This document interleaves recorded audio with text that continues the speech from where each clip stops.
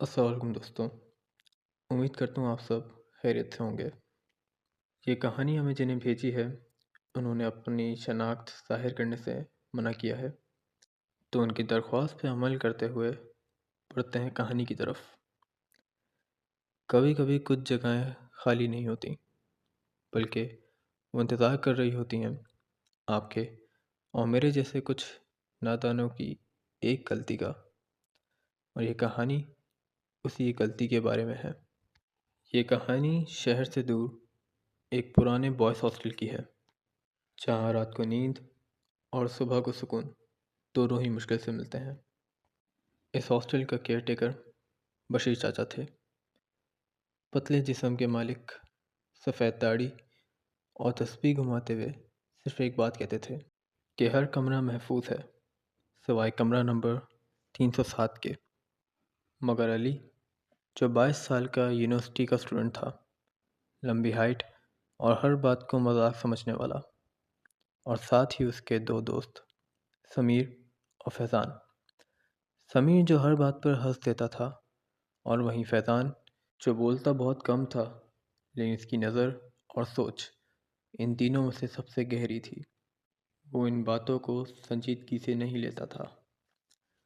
उस रात जब हॉस्टल की लाइट चली गई और पूरा हॉस्टल अंधेरे में डूब गया, अली बेचैन होकर टॉर्च लेकर बाहर निकला और धीरे धीरे कमरा नंबर 307 के दरवाजे तक पहुंच गया, जहां दरवाज़ा खुलते ही बर्फ़ जैसी ठंडी हवा उसके सीने में उतर गई और एक टूटी हुई कुर्सी, पुराना शीशा और दरवाजे पर नाखूनों के खरोंचने के निशान थे, जबकि शीशे पर लिखा था, तुम अकेले नहीं हो।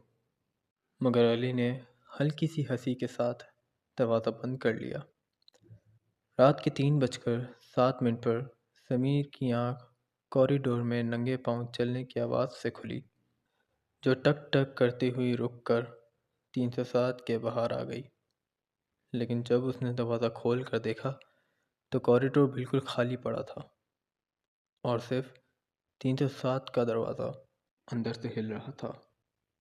उसी लम्हे फैज़ान चीखते हुए बाहर आया कि अली फ़ोन नहीं उठा रहा। दोनों भागते हुए कमरा नंबर 307 में घुसे तो देखा कि अली बेड पर बैठा था। उसकी आंखें पूरी खुली हुई थी, चेहरा सफ़ेद, और उसके कान के पास कोई सरगोशी कर रहा था कि तुमने मेरा कमरा ले लिया, अब जो तुम्हारे साथ होगा उसके ज़िम्मेदार तुम खुद होगे। अली चीखना चाहता था, लेकिन आवाज़ गले में अटक गई और अचानक से लाइट आ गई और वो ज़मीन पर गिर गया। सुबह पुलिस आई और अली जिंदा था, मगर वो कुछ बोलने के काबिल नहीं था। बशीर चाचा ने दीवार की तरफ देखा, जहाँ नया जुमला लिखा था कि 3 आए थे और 2 बचे हैं। उस दिन के बाद से वो कमरा नंबर 307 कभी खाली नहीं रहा। लेकिन कहानी यहाँ ख़त्म नहीं होती, क्योंकि जिस दिन अली को हॉस्पिटल से डिस्चार्ज किया गया, उस रात समीर नोटिस किया कि अली ने बोलना बिल्कुल छोड़ दिया है, मगर वो रात को नींद में किसी और की आवाज़ में बातें करता है, एक अजीब सी ज़ुबान में, और हर रात ठीक 3:07 पर उठकर कॉरिडोर की तरफ चल देता है। फैज़ान ने एक रात छुपकर उसका पीछा किया तो देखा कि अली सीधा कमरा नंबर 307 के सामने खड़ा है, आंखें बंद और होठ हिल रहे हैं जैसे किसी से इजाज़त ले रहा हो। और अचानक से कमरे का दरवाज़ा खुद ब खुद खुल गया और अली उस कमरे के अंदर चला गया। फैज़ान चीखता रह गया, लेकिन उसकी आवाज़ जैसे कि निगल ली गई हो। सुबह जब पुलिस और बशीर चाचा कमरे में गए तो वहाँ 2 लाशें थीं, एक फैज़ान की और दूसरी जो शीशे के सामने खड़ी थी, जो बिल्कुल अली की जैसी लग रही थी, जबकि असल अली तो हॉस्टल के गेट के बाहर खड़ा होकर मुस्कुरा रहा था और वो हंसते हुए अपने साथ वाली दीवार पर अपनी उंगली पे लगे हुए खून से کچھ لکھ رہا تھا۔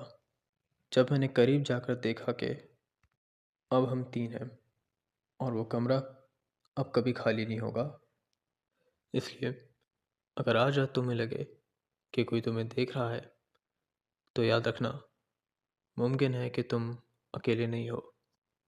تو دوستوں، یہ تھی ہمارے ایک لسنر کی ریئل لائف سٹوری۔